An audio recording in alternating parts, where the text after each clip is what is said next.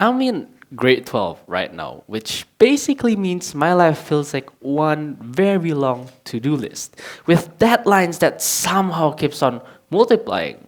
So like every other good student, I always feel like I have to do a little more. So I studied a bit longer. I applied to way too many universities hoping that at least one of them that decides that I'm good enough to enroll in.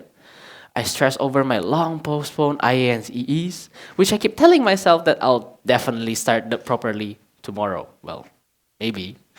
And lastly, what's that? Yeah, we're not doing that. And almost every night, I tell myself the same thing. Maybe just a little more, then it'll be enough. So the funny part is, tomorrow, enough shows up wearing a completely different number. Because even when I do what I plan, even I'm technically on track, there's still this quiet voice that says, well, yeah, but you could have done more or it could have been better. And what's strange is that this does not feel like failure. Failure stops you, but the feeling of almost keeps you going. So at first, I thought maybe this was a motivation problem. Like maybe I just needed better discipline, or maybe better time management, or maybe I procrastinated too much. But the thing is, the more I paid attention to this, the more I realized that this isn't really about the effort because the goal itself keeps on moving. And that's when I start wondering, what if the problem is that we are doing enough? What if the problem that we don't actually know what is enough?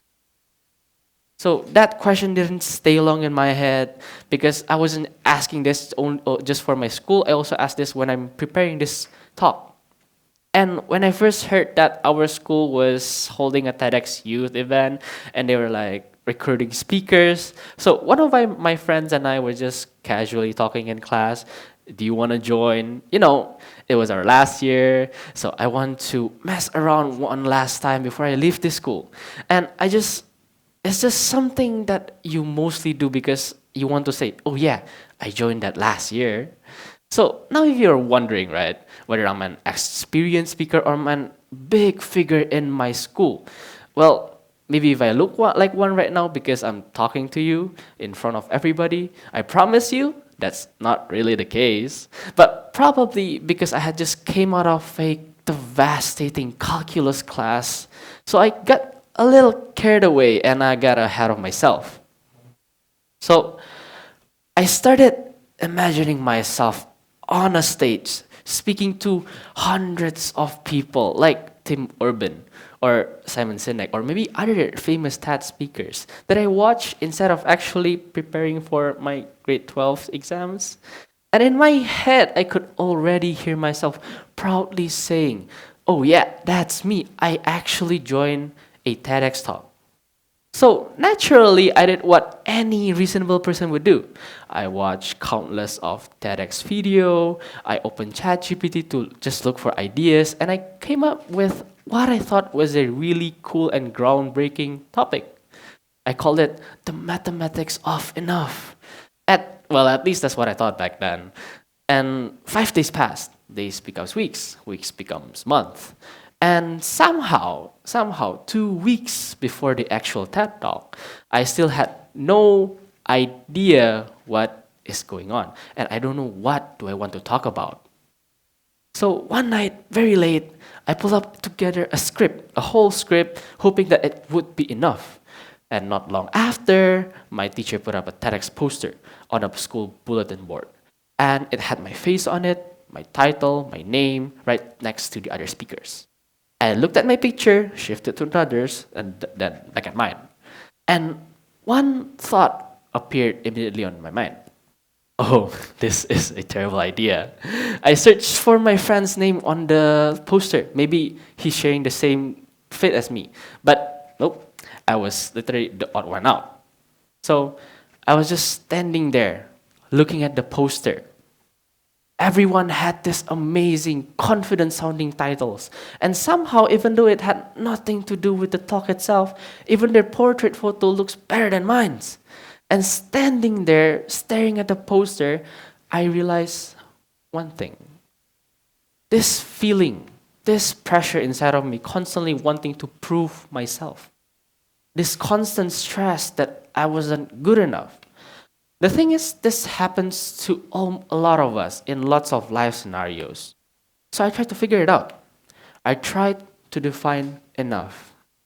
And somehow that led me to math. Now, if I'm not saying that life is an equation, because if it were, I think someone would have solved it by now. But math is interesting because it forces one to ask very important question. What are the limits? Because in math, you can solve a problem unless you define the boundaries. You have to decide what counts and what does not. And then it hit me. We chase enough in our life without ever defining the limits. We never say, oh, this version of me is enough. This much effort I did for my last exam is enough. This much success that I achieved last time is enough. We leave the problem open. And in math, when you don't define the limits, the answer goes to infinity. And infinity is never enough. That's why no matter how much we do, there is always more that we can do. Not because we failed, but because the system that we are using right now does not know a stopping point. So maybe never enough isn't a personal failure.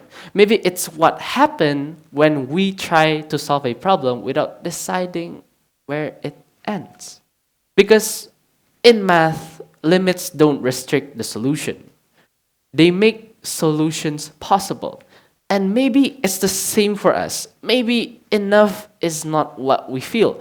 Maybe it is something that we can decide on. So when I feel I'm not enough, and trust me, that happens a lot of time. I try to ask myself 3 simple questions. First, what am I measuring? Because if I don't define what I'm measuring, I'll start to measure everything. I'll start to compare my success with maybe one of my friends' success. Maybe I'll start to compare their busy timetables with my timetable that does not seem so busy at all. Maybe, and when you try to measure all of these things, you will always feel behind. Next one, what is my limit? Not the maximum I can do, but the amount that seems reasonable, healthy, and also sustainable. Because if my definition of enough requires burnout, then it was never a good definition to begin with. And last one, the third one. Who defined my enough in the first place? Well, for a long time, the answer wasn't really me. It was the expectations, the comparisons, the quiet pressures that I never agreed to. But it still lived by me. So I tried something different. I started choosing.